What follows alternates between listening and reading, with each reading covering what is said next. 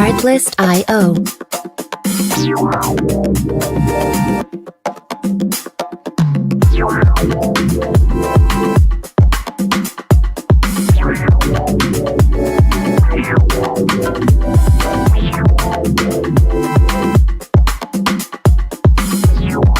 Music licensing reimagined.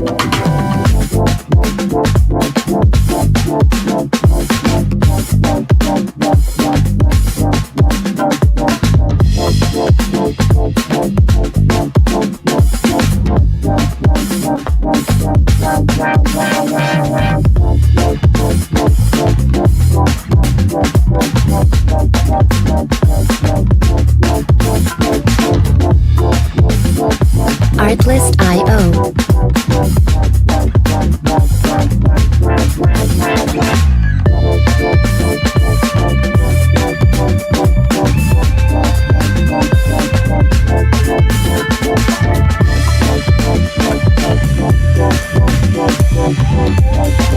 Music licensing reimagined.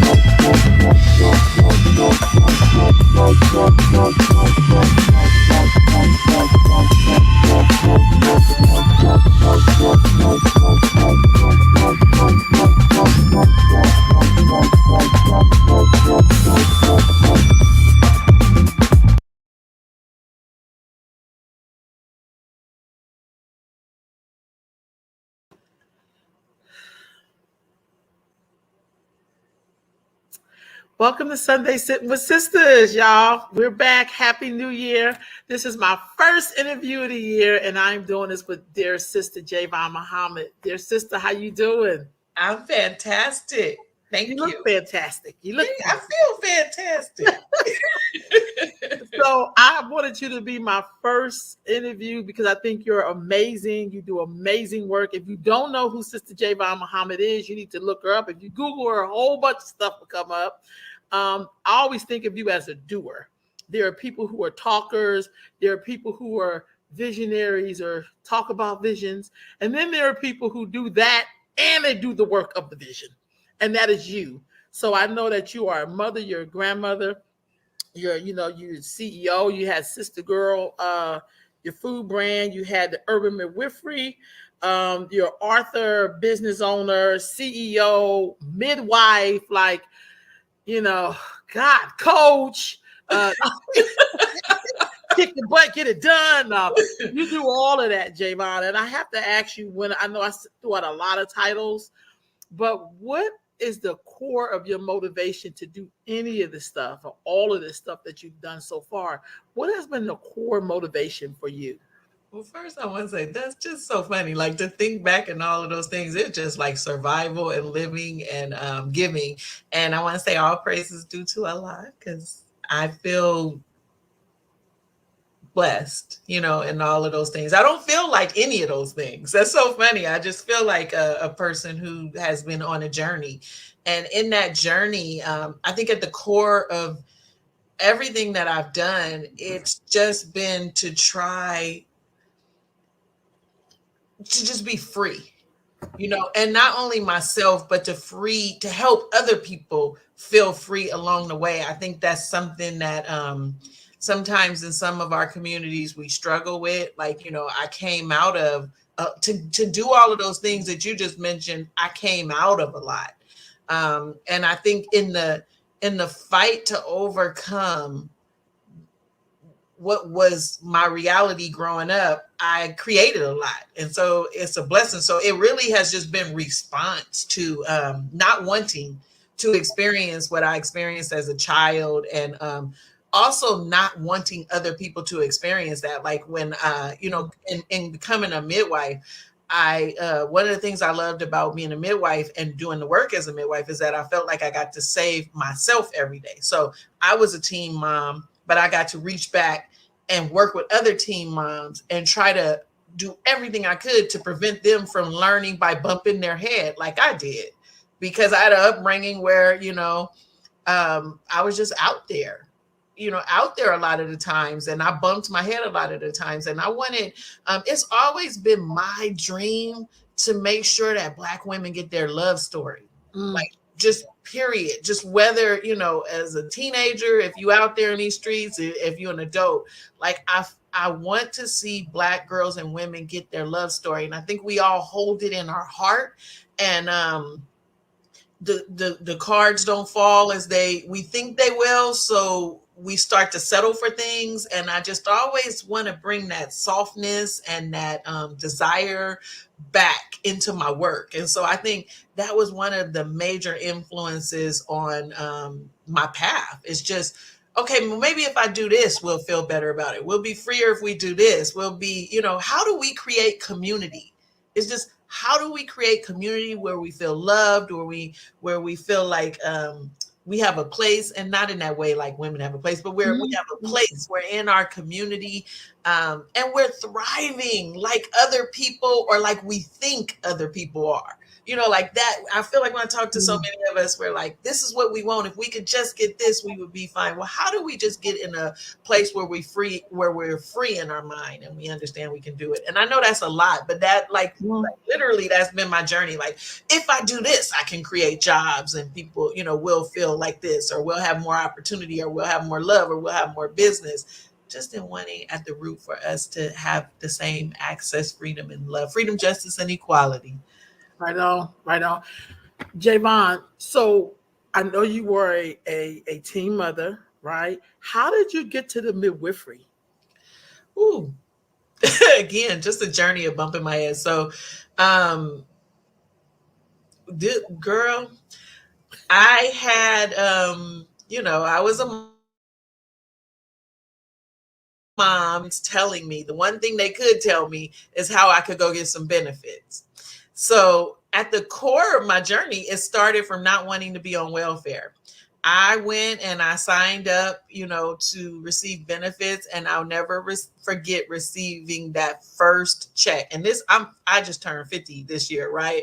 So this is a long time. This is when you used to get 2 checks on AFDC. So I got that first check, and that check was like $200 and something. And I remember thinking, how do people do this? Like, how am I going to be able to do anything with this money? And so I went and I enrolled in medical assisting school immediately. Like, I was like, oh, hell no, I'm going to get a job. So I got a job. I graduated from medical assisting school, and I got a job. And I learned that I was really attracted to obstetrics. I wanted to work for an OBGYN. And again, I had, this complicated childhood, and I had many reasons why I would love to work with young people. And so when I was working in the OBGYN office, I just thrived at it. I loved it. And I was so helpful and so eager to learn that one of the doctors referred me to Kaiser Hospital to work as an OB tech in L&D. So I went and I did that. And again, I was in heaven. I was so excited about it. I loved it. I loved, being a part of women's labors and birth, and talking to them, just all of it. So one day when I was working, because I'm a worker, so I found out that one day they asked me to work graveyard shift. I worked day, and I did it. And I found out that the nurses on graveyard shift, I don't know if lazy is the right word, but I knew they didn't want to leave the nursing station. So I responded to everything. Can you go in room 2 and do this? Can you go? So I befriended all of the resident doctors. Kaiser, this site is a teaching hospital. I befriended all of them so that everything they needed, I was in there. We suturing, I'm suturing. We doing this, I'm doing this. And so one of the doctors looked at me after a birth and said, "You are a midwife." And I was like, "I am?" She said, "You are a midwife. Go look it up." And I went and looked it up. And from that moment, I was like, I am a midwife. Man, I was all, I ate, slept, I drank midwifery. And so, it was the fulfillment of all of these voids. I feel like all of these things I wanted to share, this work that I wanted to do, it was all wrapped up in midwifery. And so I still had a journey. Of course, it takes a minute to be a midwife. And so along the way, I became not only, working in L&D at Kaiser, but I became a foster parent. I was really young, so young that the city didn't want to allow me, the city and county of San Francisco didn't really want to allow me per se to be a foster parent because I was in my early 20s and very close to the population I wanted to take care of, which was pregnant girls and new moms who were teens still in the foster care system. And so they gave me, like, I think I had 2 extra psychological tests, but I did it all. I became a foster parent. And while I was going on my midwifery journey, I was taking care of pregnant teens. I was also newly married and I was having babies. So we were having babies together and I had so much to share, and it really enriched my journey toward midwifery. I was one of only 2 homes licensed in San Francisco that wanted to even, be bothered with pregnant teens and new moms. So my house was always full, always. Wow.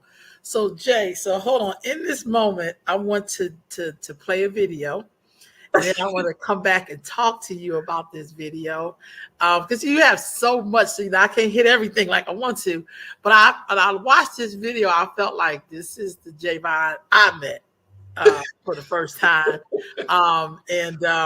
because it's like you're a midwife, but you also have a way of talking about community and do for self and wellness. You have a way of doing that with us. You know what I mean? And I think sometimes when you're talking about healthcare with us, sometimes people don't know how to. They don't really know how to say that to us sometimes. You know what I mean? So let me just play this video. I know this video.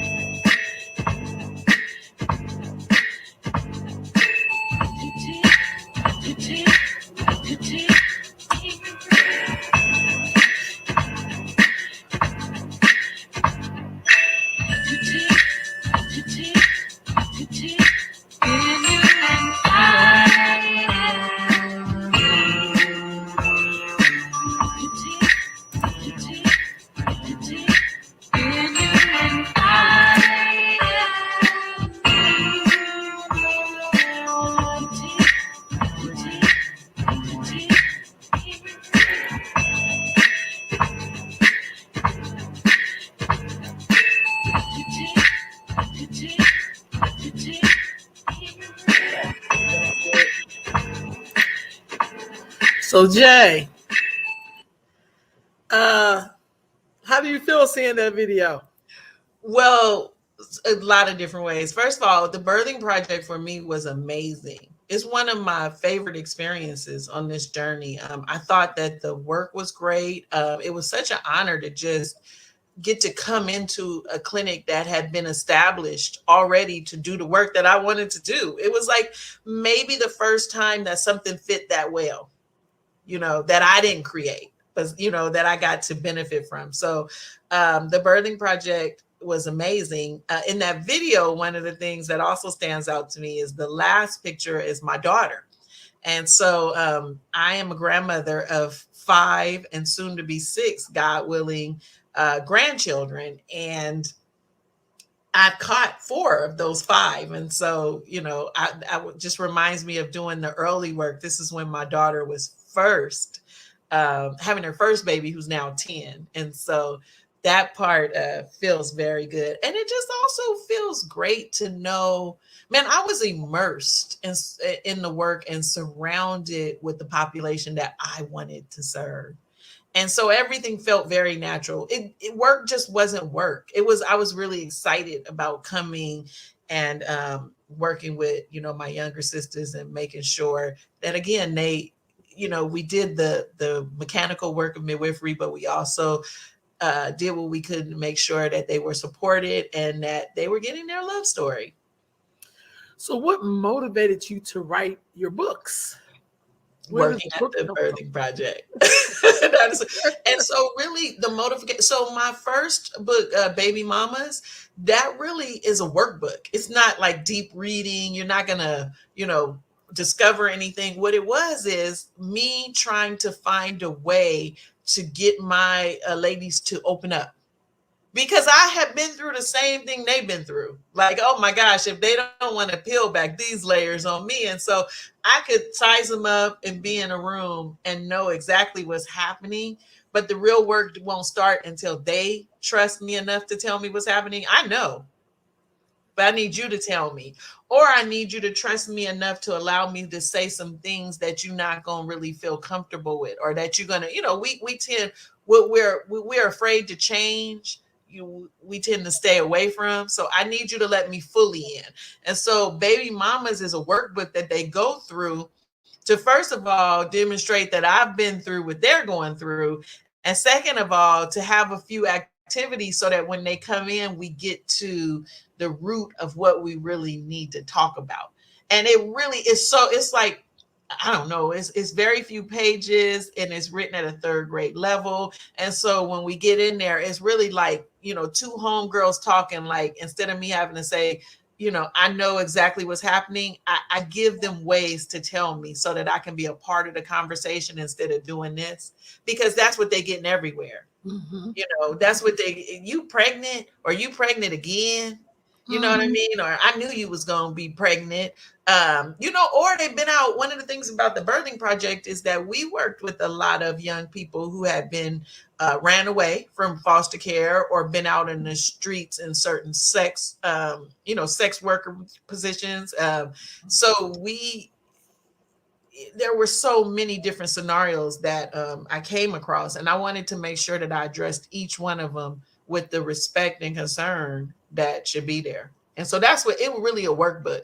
The second one, The Birds and the Bees, it was just to help mothers have a conversation with their daughters that was a little bit more scripted, so that, because they would be really confused. One of the things I know is that many mothers would come in and try to explain to me how all of the negative things, the things they saw negative in their mind, it wasn't their daughters. And I would try to tell them, baby, it's your daughter. You know what I mean? It's all of our daughters. That's why you didn't escape. And so, certain um, laws that are horrible, nefarious laws that affect, our community different than they affect other communities, that empower 12-year-olds to be out there on the streets receiving birth control, and, doing a lot of, that's your daughter, because they all know, the 12-year-olds all know the law better than we do. And so I wrote this book with that in mind. Like, maybe if you go through this book, it'll help you to touch on some of the things that you should be touching on right now. Mm, mm. Javon, tell me, what is urban midwifery? So Urban Midwifery is a nonprofit that I started years ago, and it was to make sure that all of us had access to home birth. Like, even, one of the most difficult parts of being a young Black midwife, when I started, things are changing. They're not where they should be, but Oh, things are changing. Is that midwives doing home birth could not accept Medi-Cal. And a lot of the people I wanted to work with, they had Medi-Cal. And so I didn't want them having Medi-Cal to mean they couldn't have a home birth. And so it's a nonprofit where I mm, work with other midwives who would agree to provide discounted services or free services, so that we could make sure in partnership that all of our community also had access to home birth. okay. What about your baby food? Okay, so that's Sister Girl. So again, so many great things for me happened because of the birthing project. And I'll say that because the thought came to me when I was at the birthing project, because, I would hear so many things about how we were feeding our babies, and about organic foods. And I sat and I thought a long time about how we could provide, one, a healthier product that was easy for our babies.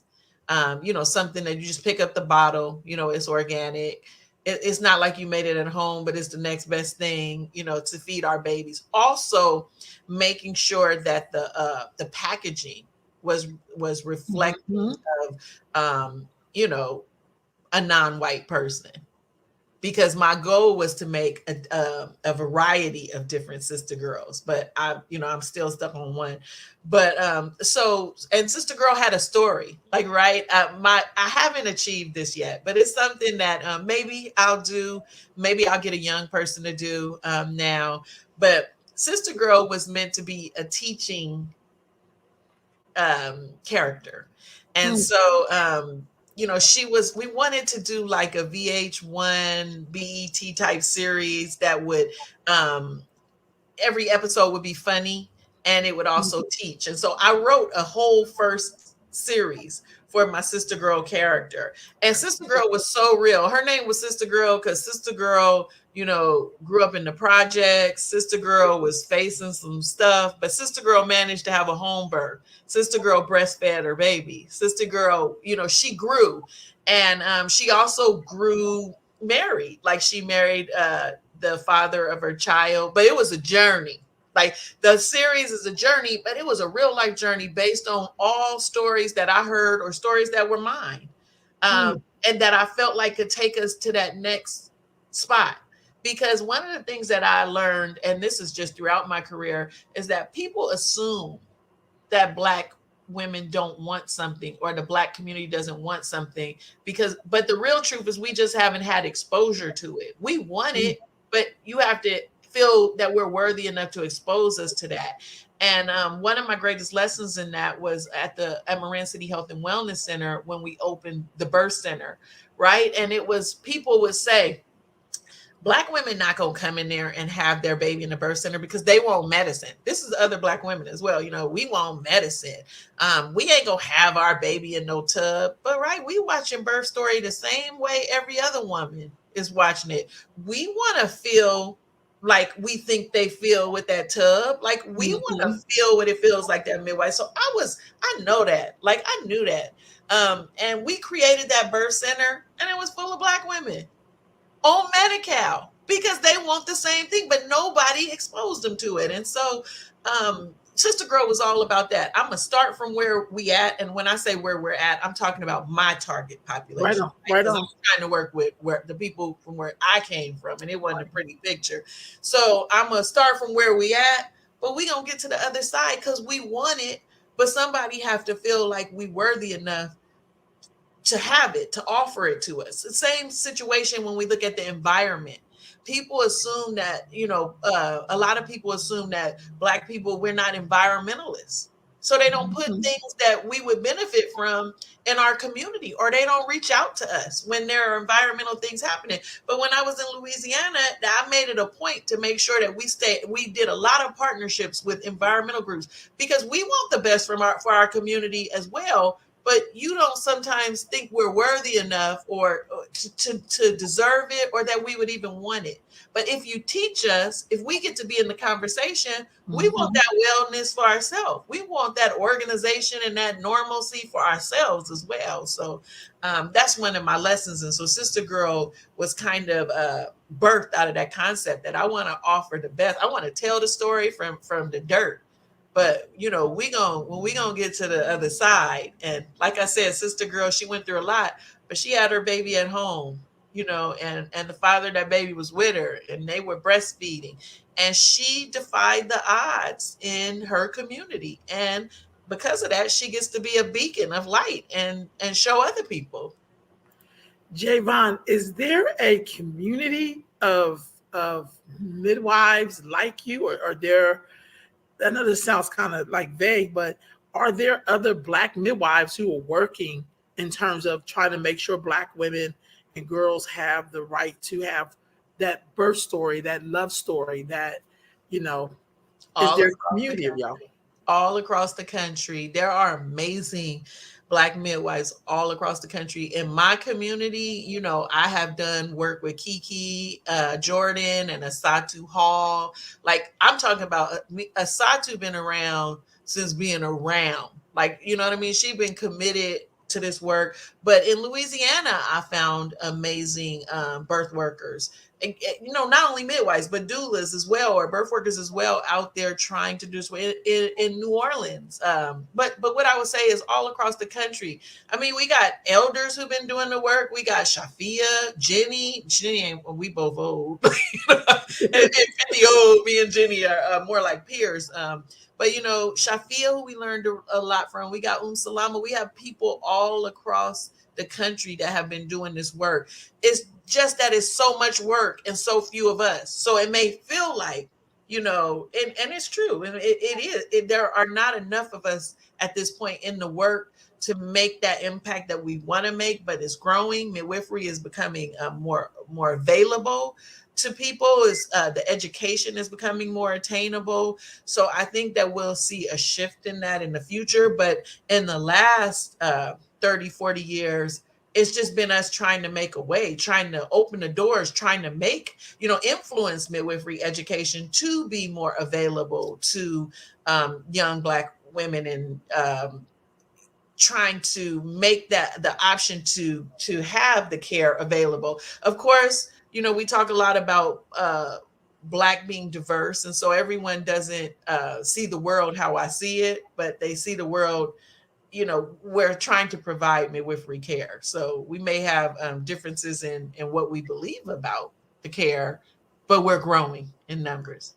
Is there a history between midwifery and Black women or the Black community? Of course, girl. Of course, we know that. So they used to be called granny midwives. We would call elder midwives from a certain period of time granny midwives.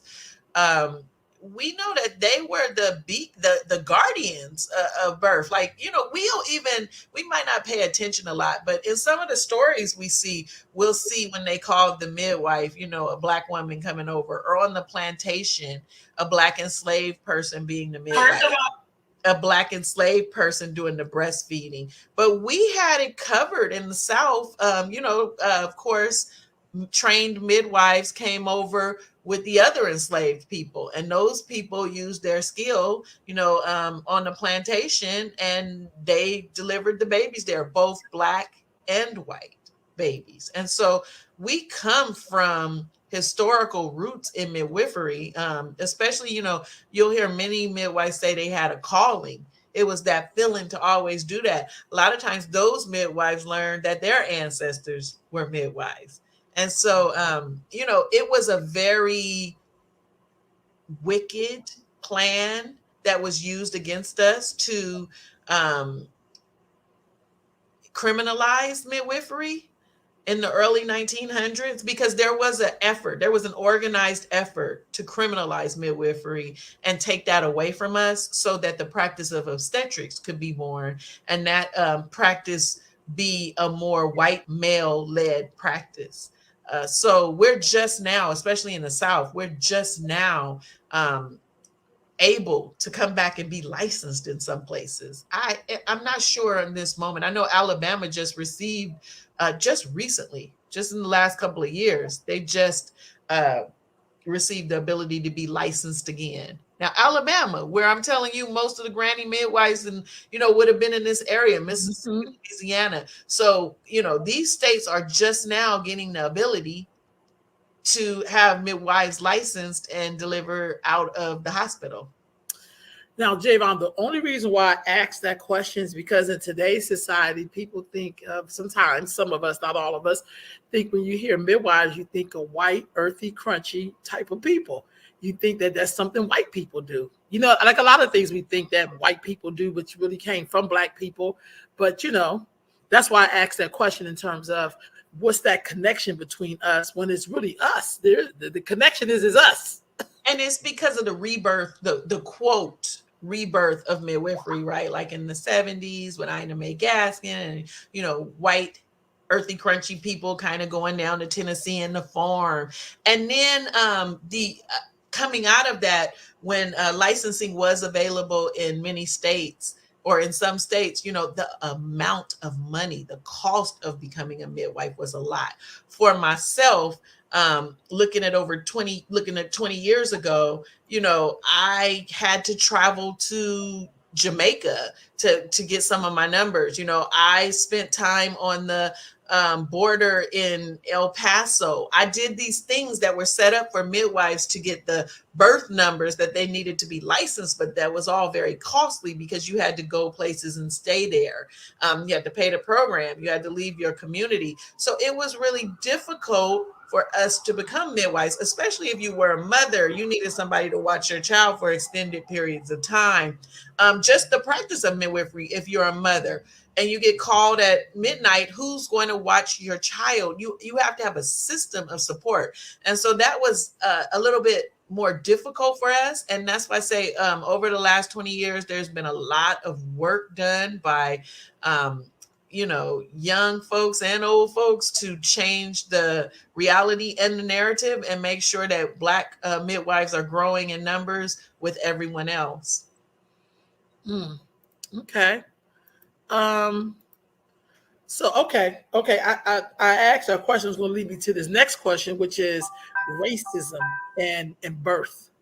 Um, has any of that changed? That's all right. Has anything changed at all?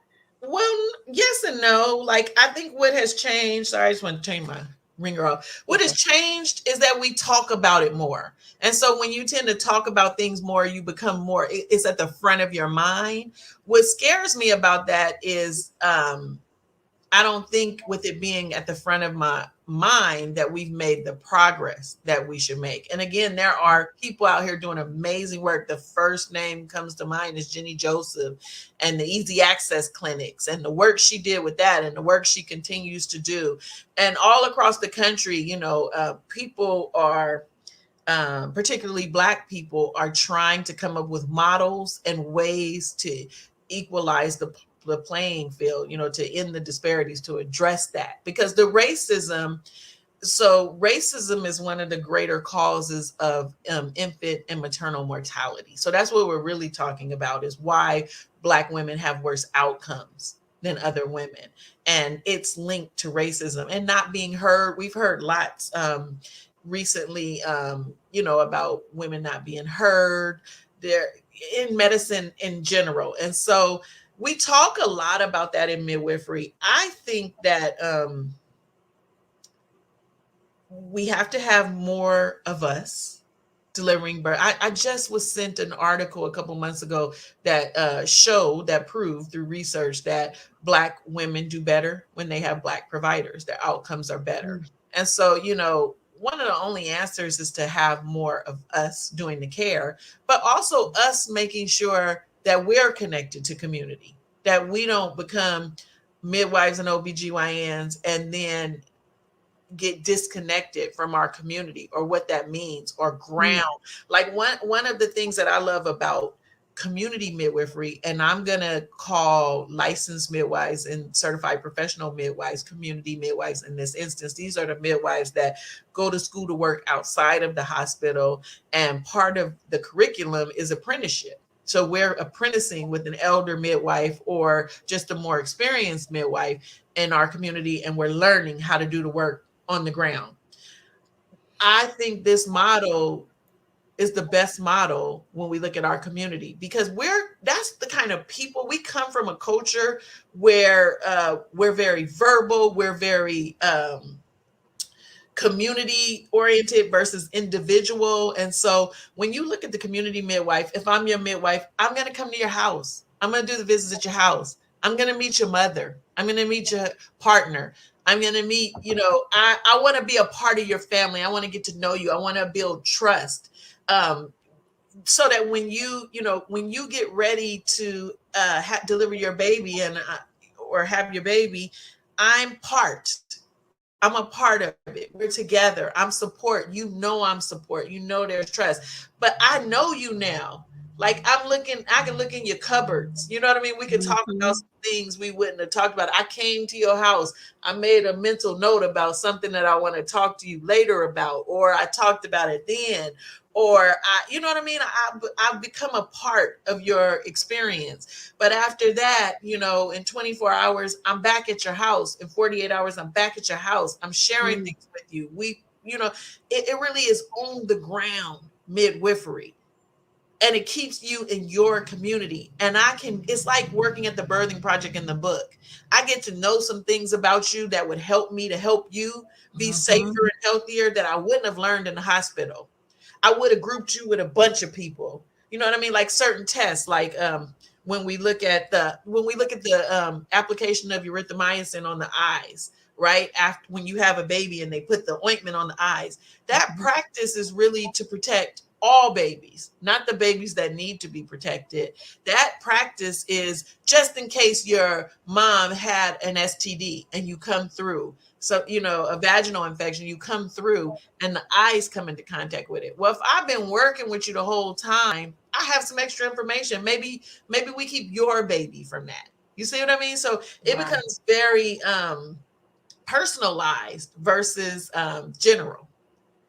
And then it becomes safer, in my opinion. But there is also data that shows that planned home birth is just as safe as a hospital birth for a low risk woman or a healthy woman.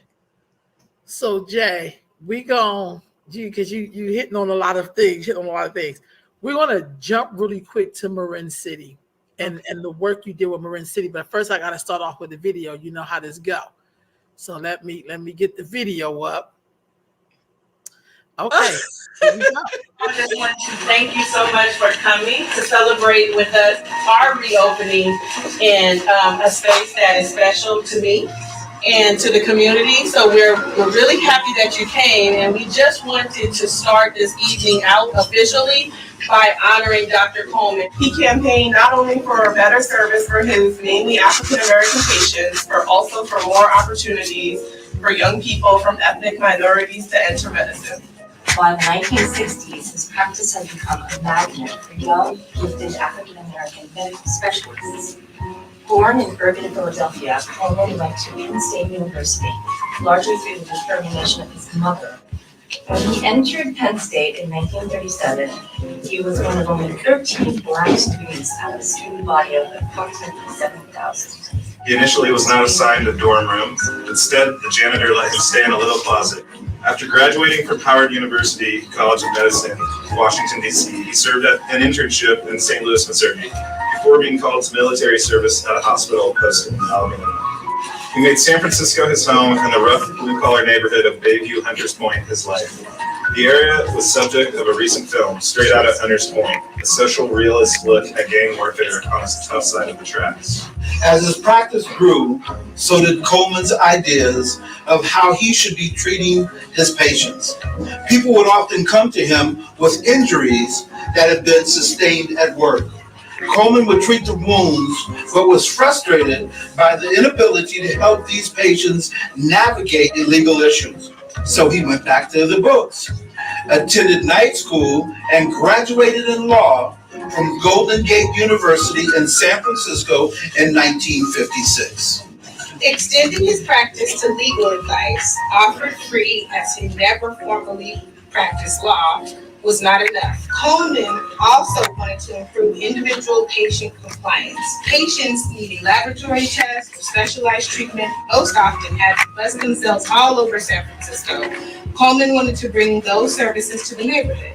In 1960, he opened a two-story medical building with x-ray and laboratory facilities, a pharmacy, and a staff that included a surgeon, a dermatologist, an obstetrician, gynecologist, an ophthalmologist, and a dentist. The center thrived until the early 1970s, when his specialists started disappearing to more lucrative practices, and dwindling state medical reimbursements made it difficult for younger doctors to work in Hunters Point and make enough to promptly pay back student loans. He became a single-handed practitioner. Javon, you can't watch the whole thing, but I just had to, because we just got finished talking about the history of midwifery and how it's tied to who we are as a people. And here you are in your work, you just keep, I always find that things keep reconnecting themselves. Like great people always connect themselves. So when you worked at Marin City and they had their clinic, you also went a little ways across the water into Bayview Hunters Point and reopened a medical clinic that felt like a hospital with all the stuff that was in there. What was your connection to that? And why was that important for you to reopen that building? Okay. Well, first of all, I grew up part of my life in Hunters Point. And Dr. Coleman was my doctor when he was very old. He was my doctor. Dr. Coleman was amazing. I don't have to talk about him because we just saw the video about some of his work, but I do want to say that he worked up until his last day. He had a stethoscope that had an amplification system on it so that he could hear. Like, he was really about that life. He was doing home visits until he transitioned. And so, like, this man, his work was amazing. And so his daughter called me. She was about to lose the building. This is how we got involved. Um, Also, I had a practice in that building before with Dr. Laisha Pierce. And so I had some connection to the building. But his daughter called and said that they were about to lose the building. Well, I could not let that happen with the ability to put a satellite clinic in there. And so we first went in and put a satellite clinic in there. And then we started work to figure out how we can transform the entire building and revive his work. They did lose the building. They ended up losing the building. But what was beautiful about it is we had already secured a 20-year lease before they lost the building. And the new gentleman, who purchased the building, kind of was stuck with honoring some of our things. But one of the things that we did that I will forever be proud of is that we backdoored it and we went and we had that building declared a landmark, a San Francisco landmark. And so that building has to be used in the way that it was used in the past. And that was so important because the new owner, the person who aggressively, I don't even know the word, bought this property in a tax sale for $400,000. It was in the 400,000s, a property worth 2 million or more. Came in and he wanted to build condos. That was his plan. He said he would wait because it was when I spoke to him about the building, I said, "Do you know the history of this building?" He said, "No, and I'm not really interested because this corner is going to be in 10 years, it'll be one of the hottest corners." And his desire was to develop it. And once we figured that out, we went to City Hall and we had that building landmark. And we received a HRSA grant and we restored the entire building. It's beautiful.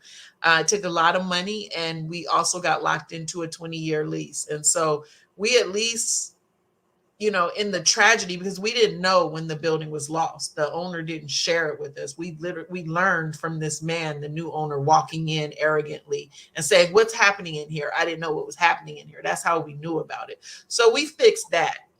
And at least we know that the building will forever, ever, ever honor Dr. Coleman, his work, and the other doctors. He had 11 specialists who committed to build with him, and they did that.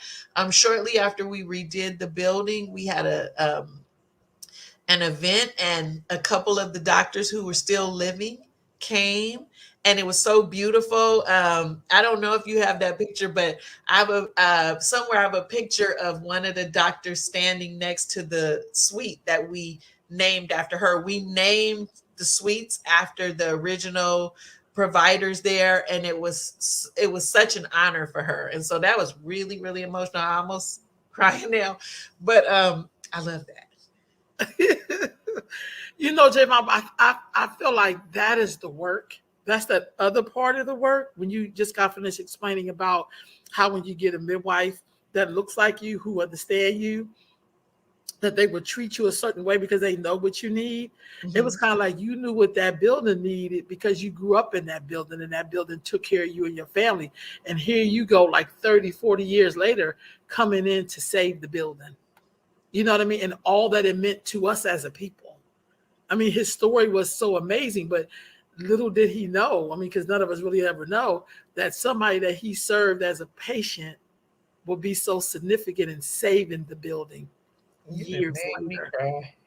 You know, I was glad about that. And I guess what bothers me is that I even had to go through all of that. Like, that's what gets me heated, is like, that's the thing that we're always fighting. Like, somebody to say, oh, I don't care. First of all, I stole the building pretty much. You know, I don't really care about the history, it means nothing to me. And, you know, here's what I'm going to do about it. And that once that happened, it, it it's on was and like, popping. yeah, you beat me to it. You know, so I think that's that thing that we can never really define. You know, these aggressions to us, it's that. Yeah. Like, dude, what do you want me to do? Because you can't have the building. I mean, he have it, you know, it's his, but you know, you can't do what you wanted to do with it. And you're not gonna, that building was so important. In another video, you know, the community came out and talked about that building, and it's just so important. And so I'm really happy that the building is still there. I'm no longer leading that clinic. So, you know, I'm praying that you know, they will continue to do the work that it's going to take to make sure that that building survives. Right on. Marin City, what was some of the history of the Marin City Clinic? Because that was another historically black, Yes. you know? Yes. So Marin City, again, I just have been in these experiences where it's such a blessing to, like, an honor to carry on someone else's work. And so Marin City was really a clinic that was started by community leaders in Marin City. So Marin, let's talk about Marin City first of all. Okay. Marin is one of the richest counties in the country. Sausalito is there. The Golden Gate Bridge crosses to Marin. Marin is a county that is less than 3% Black. And to get to the less than 3%, the almost 3%, they include the prison population of San Quentin. So this is a very white, very rich county. There is a space in Marin called Marin City. It's an unincorporated area, and it's kind of it's really beautiful, put in the back where the Black people live. So it's considered the Black community because that is where the largest public housing development is. And when I say largest, it's really small. It, you know, I think it was less than 400 units, but you know, Marin is a very rich county, so they don't have public housing, large public housing developments. So that's Marin City. And so just like with any other part of the country, after I just laid out, you know, that narrative, if I just laid out that picture and said, this is the Black community, now we can talk about Marin City having the greatest disparities in life. Health, you know, health is bad. Access to healthcare was bad. The school there is the state had to come in and control the school because you know, it was considered the Black school. And even though it went to the 8th grade, when I was there, no child in the school had a reading level over a 3rd grade level. And they didn't even have the math scores in. It's just, you know, the school, so education, struggling, housing, struggling, economy, struggling, you know, no grocery store. That same national narrative that we have when we talk about poor Black communities. And so out of that, community leaders rose up, one of them being Terry Green, who's going to get something done. Like when she decided it's going to happen, it's going to happen. Ricardo Moncrief, Melvin Atkins or Malik Atkins, like a group. A group of them started a council and they forced Marin County to allow them to have a clinic in Marin City. Dr. Curtis Robinson came in and he did the work to turn their clinic into a federally qualified health center, which brought in a lot of resources and allowed us to grow the clinic to be to provide more than healthcare. So federally qualified health centers provide medical, dental, and behavioral health services. And under my leadership, we also had a school. We started a school and a freestanding birth center.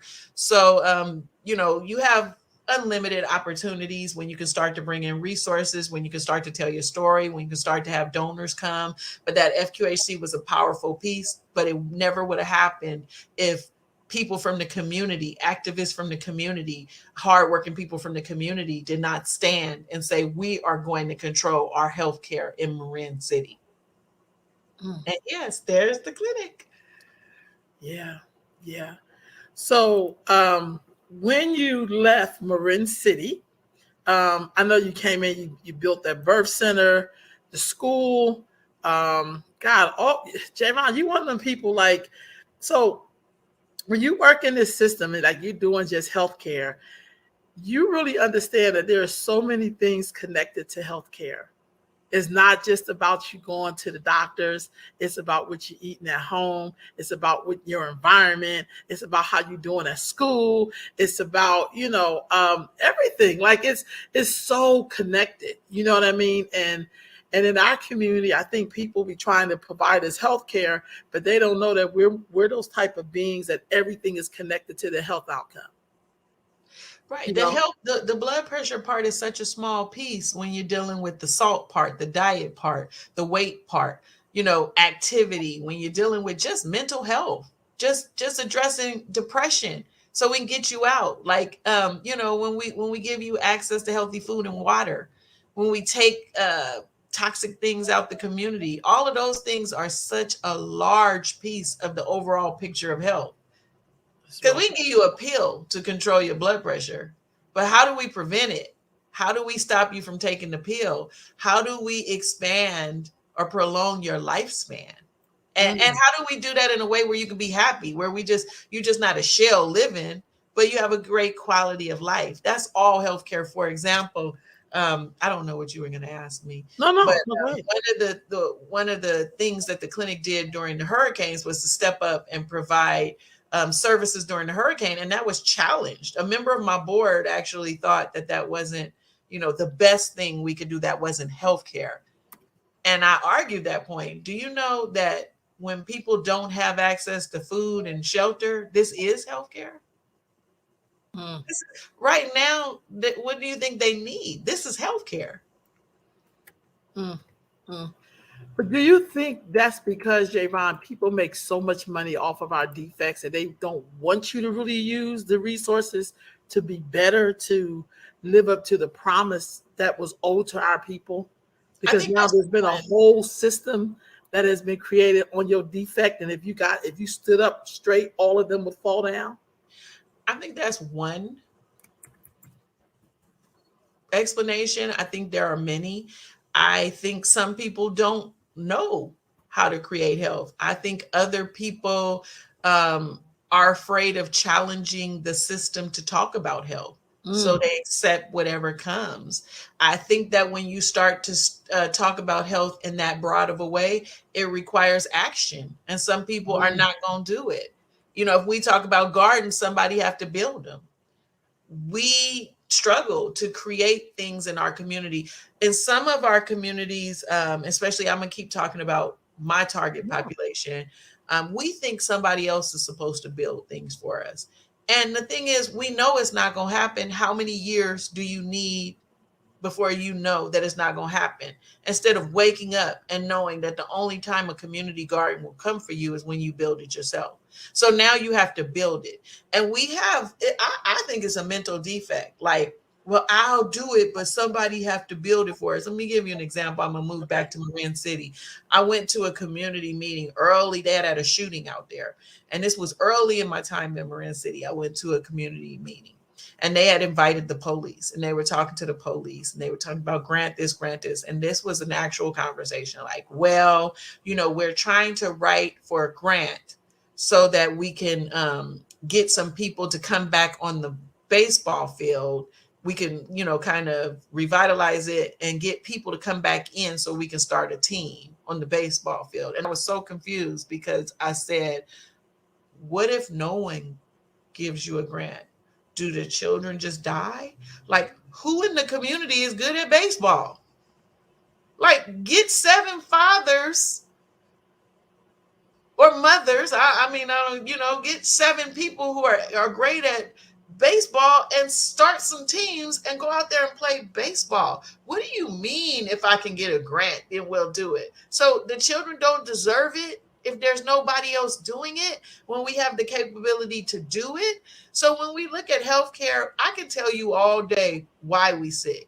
But at some point we have to realize we are sick, and other people are not trying to address the reasons why we're sick. So it becomes our responsibility to address it, because it's our lives that are affected. It's us that's going to live an unhealthy lifestyle, that's going to die sooner, that's going to suffer from diabetes, or it's us. If we have land, put a garden in there. If change the way you eat. Like, these are things that we could change. We could simplify a lot of things and live better, but it's us. And so, yes, there is a system, but nobody said we had to be a part of that part that's destroying us.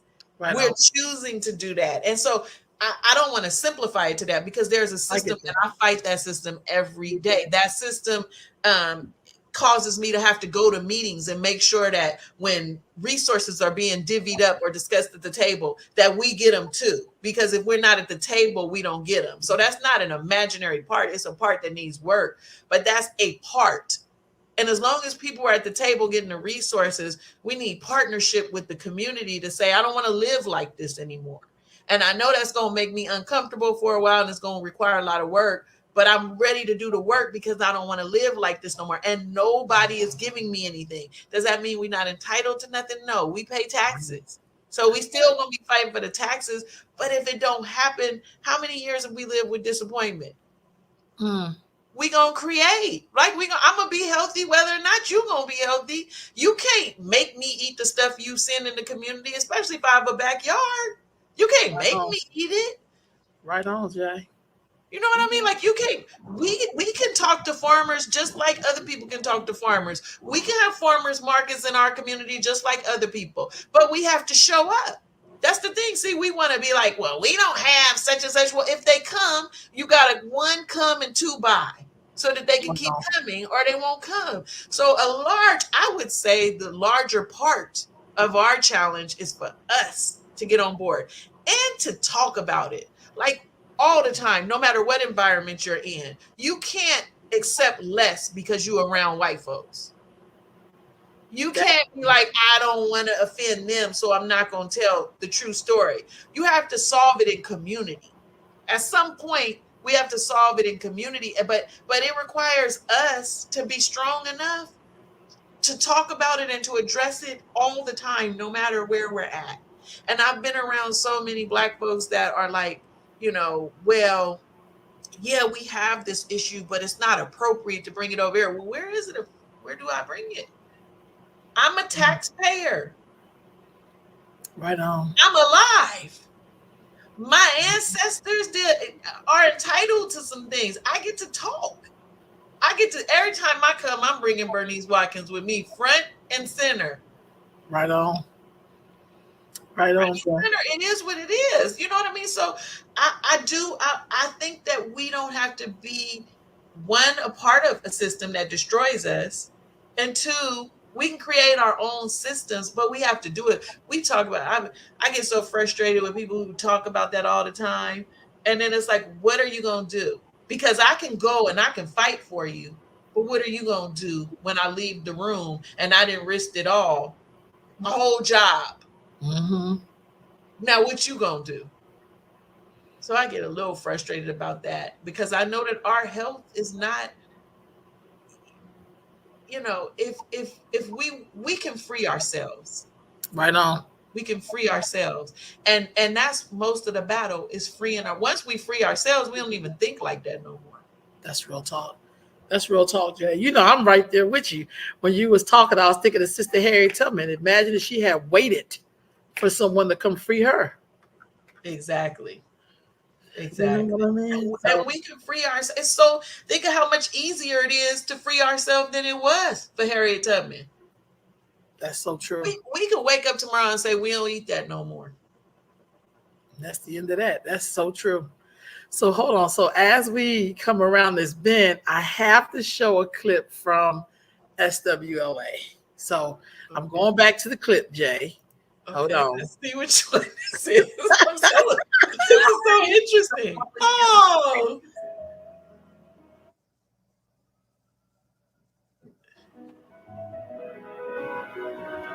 how did you find this? Online. So this is our hurricane relief line.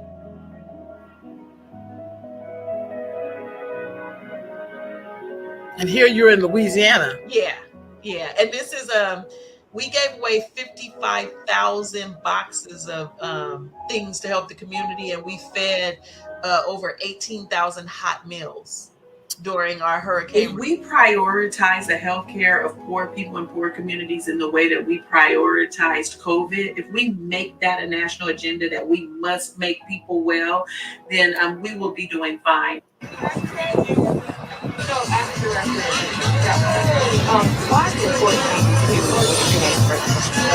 So our core mission is to take care of the community. We're a federally qualified health center, and so that means we take care of our target population, people on Medicaid. So here we are. So Jay, North Lake Charles. so Jaymon, so tell me about going from California to Louisiana and working still in Black communities. What was the similarities and what was different? Mm-hmm. So what was different and what was exciting and why I took the job? Let me start with that. Okay. So when the recruiters called me, so recruiters would always call me to tell me about a job, and it would be like LA or someplace. And I don't want to go those places, right? I'm country in my heart. I just don't know how to do it, but I feel it. And so one time the recruiters called me and told me about this job in LA. And I said, listen, if I don't want to work there, but if you find a job in the Midwest or in the South, call me back and I would think about that. But stop calling me about these jobs. These people called me back in 3 weeks and they said, I have something that might work for you. And then they told me about Lake Charles. I said, Lake Charles? Well, I know where Lake Charles is from the road trip. Like we drive through 10 and, we passed through, we never in our lives stopped in Lake Charles, right? We New Orleans, Baton Rouge people drive straight through Houston. So, I thought, I don't know about this. If he said New Orleans, I'm packing it up right now. But, Lake Charles. So I researched and learned some amazing things about the clinic. Like the beginnings of the clinic, a lot like Marin City Health and Wellness Center. There were two gentlemen who 40 years ago risked it all, a young attorney and a young chemist, before they were who they are today, risked it all and fought for a clinic on the north side of Lake Charles. Now, when I say fight for a clinic, it's a little different in the South, in the deep South. Louisiana is considered the deep South. 12 years a slave have some roots in Louisiana, right? Like I'm talking about the deep South, not the West Coast. So when I say fought and risked it all, the fight look a little bit different, right? I just want to point that out. And so they were successful in bringing a clinic to the north side. The community was blighted, food desert, same narrative that I said with Marin City Health and Wellness Center, except the poverty looks a little different. West Coast poverty looks a little different than Southern poverty and then rural poverty, right? So you might be in a project versus a shotgun house, in bad condition. So it looks a little different. So I start following life, particularly of Judge Jean Thibodeau, who, forever be a person that I'm just inspired by, like his career and his life and working with him. I would say he was on the board as an emeritus. So I started looking at his work and I was like, I might be able to do this because Rolanda, I think, you would be one of the people that know that before I go do something, I have to make sure that I can risk my, career to fight for something that's meaningful. Like I'm a go, but I got to make sure I'm going on some real stuff, and especially not being from the South. And so I did. I interviewed with Judge Thibodeau, who did not like me in the beginning. It was very But when I got the job, I ended up getting the job. But when I got the job, the first encounter I had with him, he said, you weren't my first choice, my second choice, or my third choice. But I know how to admit when I'm wrong. And I was like, I think that means that he likes me, but I'm not sure. But you know what I mean? It was so important to me because I felt like I'm going to be working to continue this man's work. And another, I'm sorry, I haven't said the other gentleman's name. His name is Milton Bellard. Also, equally um, brilliant and still in the community. I was able to do some things with him too. So, but Judge Jean Thibodeau was still on the board. And so I got to spend my time, to me, next to a person who had done this work. It was so meaningful. And so um, I think that this clinic was much larger. We have 5 sites, and we had sites from Lake Charles to 1.5 hours away from Lake Charles. And in between, we had rural sites. So I got my first real taste at leading rural clinics and what's the difference with rural medicine. A lot of diabetes, a lot of hypertension, a lot of insight into lifestyle diseases. Was different. It was very different. The diet, not that we have a great diet, it's just a different diet that was also not great for our health. And so I learned a lot in Louisiana. I bought a farm while I was in Louisiana. It's been a goal of mine ever since joining the Nation of Islam, and learning, like, you got to get a piece of this land for yourself. You got to control what you eat. It was so important to me. So I went to Louisiana and I bought a farm. I still have that farm. This sister right here, Jessica Jolly, is one of the most brilliant Black women I've met to this day. She's a young sister. When I left, she went on to work at a Dallas FQHC. When I tell you that she brings it, I don't know what she's going to accomplish in her life because she's just so brilliant. But the first thing I did when I got the job was to hire her. And I didn't know her. I met her through LinkedIn, and I was recruiting for a COO. The best thing I did, this sister is so smart. So when we first got there, this magazine, The Voice, did an article about our leadership. Neither one of us was from Louisiana. So Jessica is from Detroit. And, I'm, of course, from San Francisco. So we made a lot of changes. I think we did a lot of good things. We brought a community garden to Louisiana. We had a food truck program where they had to bring something healthy and we would let them come to the clinic. We opened up a site inside of Sewella in a community college. One of the things that I had to do that was difficult was to bring, like, put my money where my mouth was. And so again, it was a very we had some very unhealthy practices in the clinic. And so they didn't love me for it, but we got rid of vending machines. We brought in healthier markets in the lunch room, out of parades in Louisiana, especially around Mardi Gras. So we would be in several parades a year where we would throw candy off of our float. I stopped that. We started throwing other healthier things or non-food products at all off of our float. So we started to bring in a healthier culture in the clinic, and that enabled us to bring in some healthier programming. We became a certified diabetes educational site. We had some really phenomenal diabetes programs. We have a nurse practitioner there named Miss Lillian Browning. Just dope. I had some of the dopest providers there, just brilliant people. And so she is a diabetes expert, and she did a lot of programming. We did really great work at SWLA. And I bought a farm. Right on. So was there any similarities between Marin City and, say, Louisiana? Yeah, we are the same people everywhere. We just have some different ways that we show it, right? Like, so, country people, we both all desire to be in family and community and groups. We all know how to party. We strive to celebrate ourselves. We have some of the same battles, like, struggles. In the Bay Area, let me just give you a concrete example. In the Bay Area, we're fighting to make sure our school is educating the Black children, equally. In Louisiana, while I was there, I participated in a protest against a Confederate statue. And the other side that showed up to save the Confederate statue, many of them showed up with guns and dressed in Confederate clothing or fatigue clothing, a very intimidating type of display. And so that's something we wouldn't see in San Francisco that we saw there, but same fight, same Right fight. on. You know what I mean? Different theaters.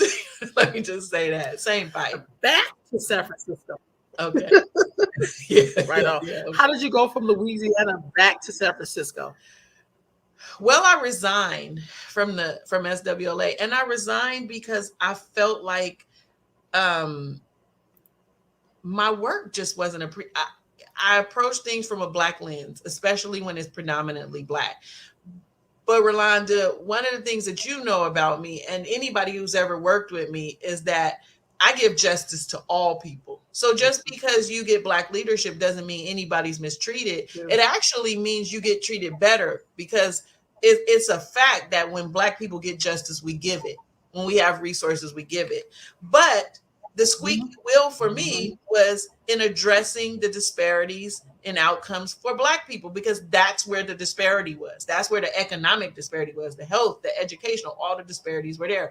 So I had a real clear focus on creating programs that kind of healed Black people so that we could join the community. Because until we're healed, this whole equity and equality conversation is BS. Because as long as we think that we don't have resources and other people have them, then we will be crippled to these people. We will always be trying to make relationship with the other communities to fill our void. And so, I'm always trying to make sure that we are level, because if we level, we can compete.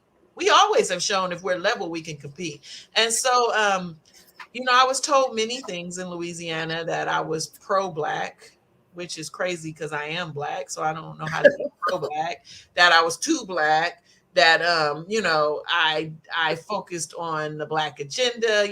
How do the white people feel, and all of that foolishness. And it really was foolish. My thing is, I'm not a code switcher, because I worked my whole career. All the things that you're talking about, I worked really hard not to have to code switch.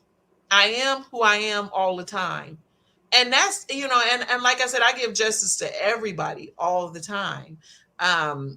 But my work is a little different because my work caters to those, and my work has an equitable lens. So in the true sense of equity, I'm going to create for those who need the help.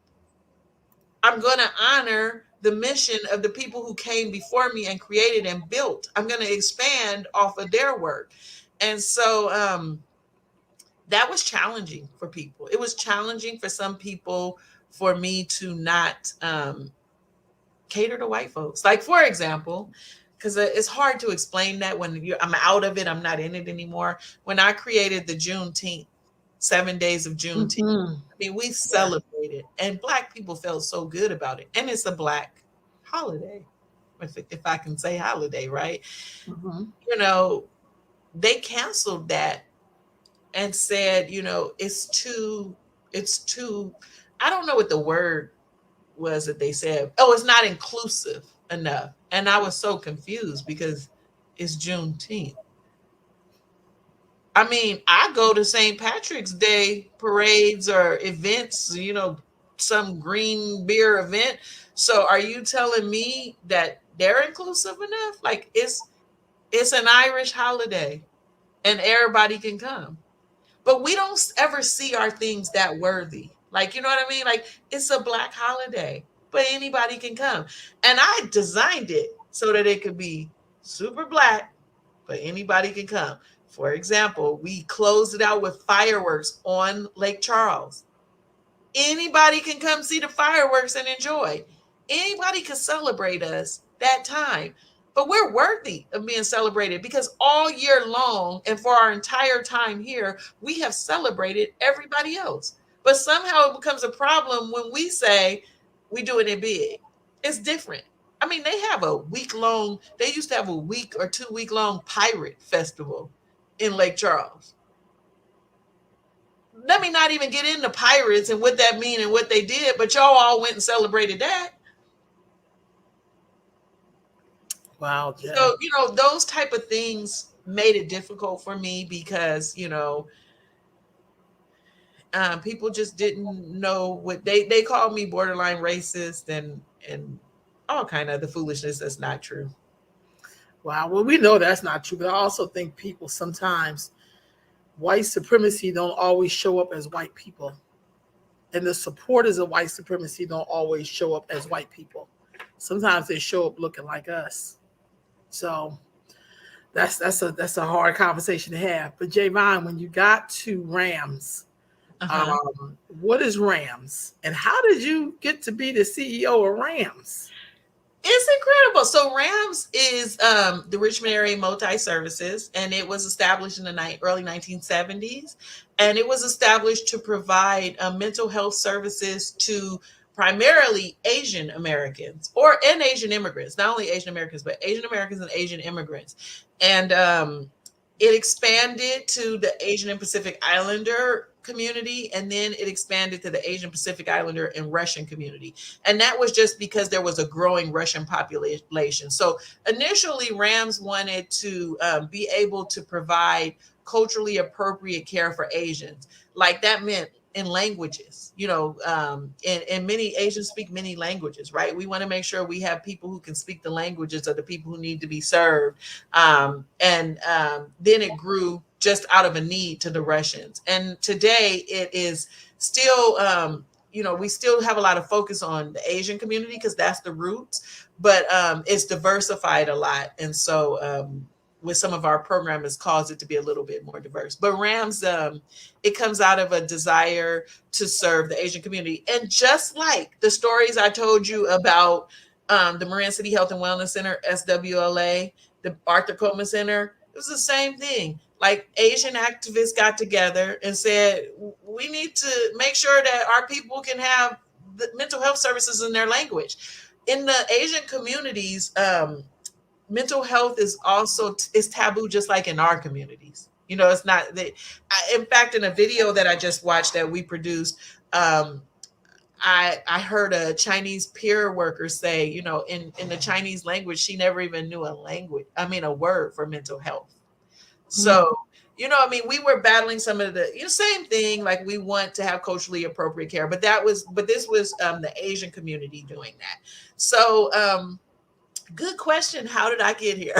Because I am the first Black person to serve as CEO of RAM. So it's a growth period for them. It's something very different. They have not had a Black CEO.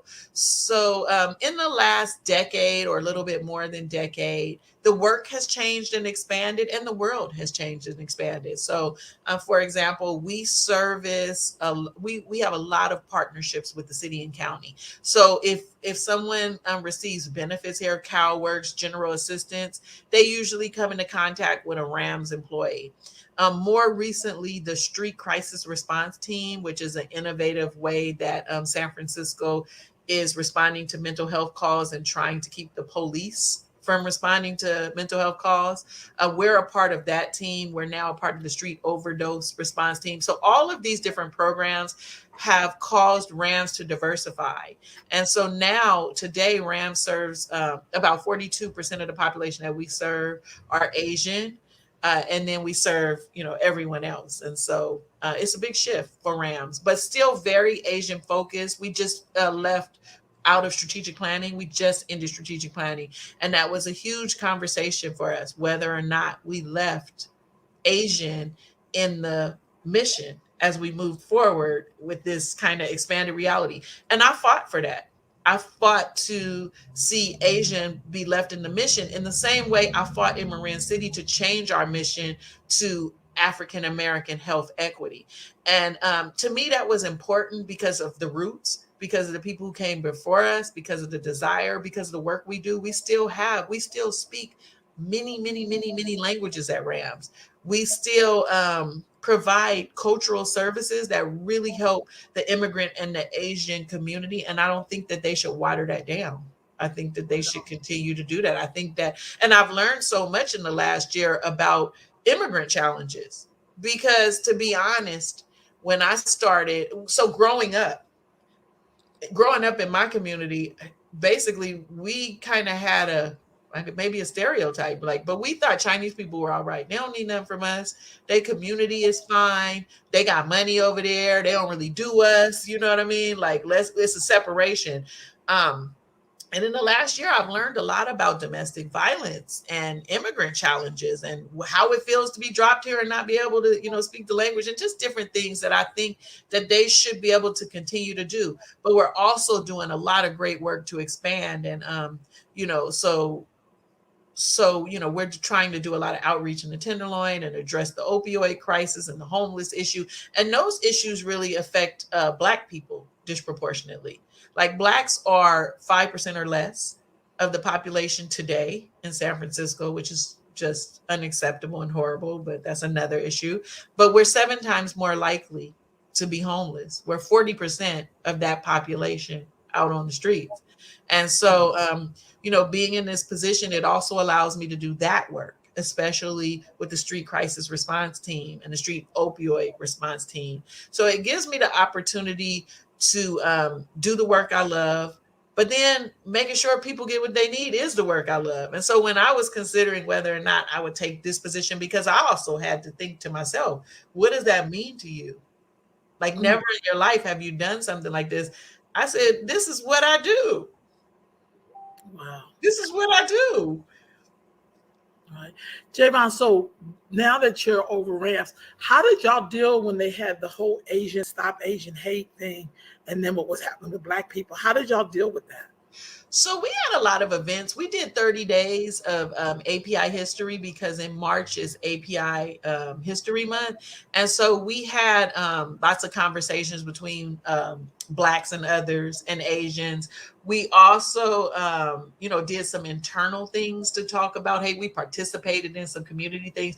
But one of the things that I'm very hopeful about, because those are all very surface things, they don't get to really like the issues that we have between communities, because there are some real issues that Black folks have when it comes to dealing with Asians, the Asian community.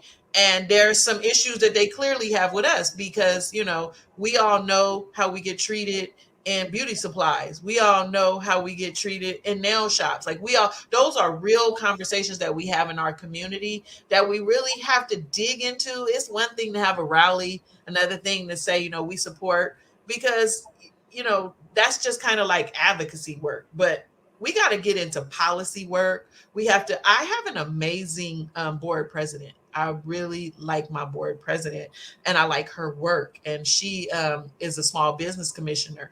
And when her and I were talking about this, we talked about things that could be concrete policy. Like, for example, when you come to get a nail license, to license your nail shop, you have to go through a cultural competency program where you learn about Black folks, because you might be an immigrant coming in and you don't know how to deal with us. So you got to learn about us. Like, here's all the stuff you don't get to do, and here's why you might think a certain way about us. So talking about that, but also working with one of your programs. I'm really hopeful that the road trip may be a program that brings us real addressing, because I'm really into the real addressing of respect, right? I think we have to bring young people together from both communities, and we have to share. Here's some stuff you did, but here's some stuff I did. You could be great, but I'm great. I think that's how you build respect. And then we put people together where they develop real friendships and respect, and then they go back to their communities and they can have a different experience. But the experience is not based on one-sidedness. Is on the respect for both communities, the contributions for both communities. A lot of times I know when immigrants come here, they don't know any of the wonderful things our ancestors did. They know what they learned on TV. They know to stay away from us. They learn a disrespect for us. They treat us like we're not people because they don't know us. And we have to start, if we're going to talk about respect, we have to be able to demonstrate, and it's not that it's a burden, you know what I mean? We have to show, though, that, like, no, this is who we are. And a lot of the benefits that you're going to get is because of Bernice. This is, I got to tell you some things. And then you share with me what you did. I've learned many things, particularly about the Chinese community, that I didn't know. I learned some things about how Chinese people contributed to the civil rights movement, and I didn't know. You know what I mean? So there's a lot of things that we both have to learn. I think, in this new world we're creating moving forward, that's what it's going to be all about, is respect, honor, and knowing. Because if you look at both communities, we really only learn about white folks. That's what we have in common. We learn about white folks. And because of I can't think of the word, the model minority foolishness that, that Asians are the model minority, that competition to be connected to the white folks and white supremacy puts us in a position of disadvantage. And so we've done some work, but I'm looking to do some more meaningful work, because that's what we have to do. Some meaningful, so that we have to start bringing young people up to not continue this foolishness on both sides. One of the things I want to say is, when I saw the pictures that they had of Black people beating up elders, that was very offensive to me, because that's not who we are. Like, we just ain't never been that people to put our hands on elders. And so I was put off by seeing images of Black people attach elders. And that's how I know we have a lot more work to do. About us, not us and other people. Like, I'm not making this be about us and other people, about us. When did that happen? I looked up at you, I said, I ain't never known young people. We do some crazy stuff, myself included, but put our hands on an elder of any other race? That's not us. No. So where did that come from? That's rhetorical, come ask No, I get that. And we gotta break away and address that. We can't have that no more, especially if we want to be part of the human family and be respected. And we want to get respect. We gotta give respect. And I've always known us, that's that crack cocaine though. That's that crack cocaine divide. Because I've always known us to be respectful in those areas. So Javon, first of all, thank you for talking with me today on this day of the interview. But the next MLK Day, I know, the next 50 years of your life, what Javon gonna be doing? Well, I want to manifest the core belief system that I have. So let me just say this.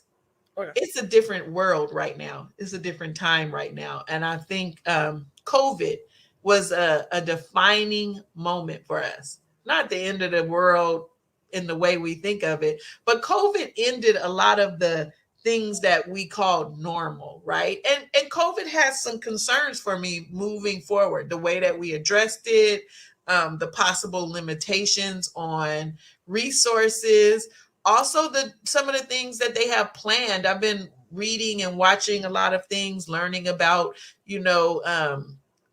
an idea to put vaccine in food. A lot of things that they want to do with food that's not healthy, a Band-Aid vaccine, like all of these things that I'm looking at that affect health have really encouraged me to go back to basics. And so at some point, I'd like to, go and develop my farm. I'd like to feed myself the things that I grow. I'd like to simplify things and keep doing that work. I'd like to continue to make people healthy, continue to, do some type of birth work, not necessarily midwifery, to create healthy items, but to do it from a place where I am more sustainable without a system. That's what I'm thinking about. Well, Jay, thank you so much for joining me today. It is always a pleasure and an honor to talk to you. We covered a lot of stuff, but I thank you so much and giving me your time to talk with me about such awesome work that you do. So I thank you so for much. Recognizing my work. It just, like I said, it's so funny because all of those things happened in the blink of an eye, and then something else happened, and then you don't really get to reflect on them. I really loved seeing the videos, and I'm really glad. Thank you so much for honoring me in this way, because I think the same way about you. Like, I could do this whole session on you. I feel like since meeting you, you've been such an asset to my life, and then your work is so valuable to the community and to everybody you touch. So I could do the same show, and speak about you, because I some of my work is, valuable because of your work. I feel like we've bounced so many things off of each other. And so thank you so much. Well, thank you. It's something about that 1971. I don't care what nobody says. You know what I mean? Y'all, I will see y'all, Javon, don't hang up. Y'all, Okay. will see y'all next week. Enjoy the rest of your Sunday. Take care.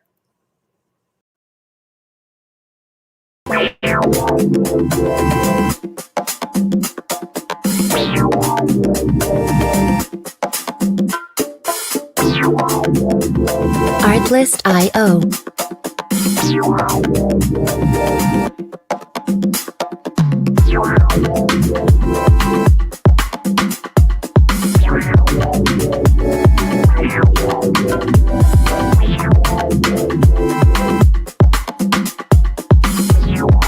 Music licensing reimagined.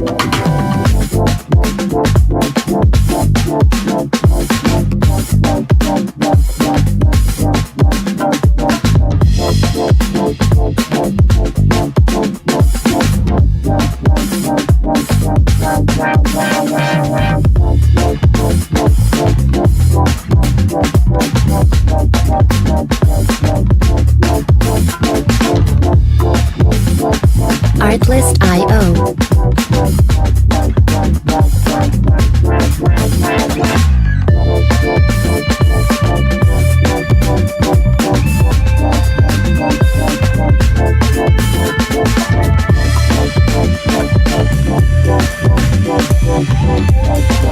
Music licensing reimagined.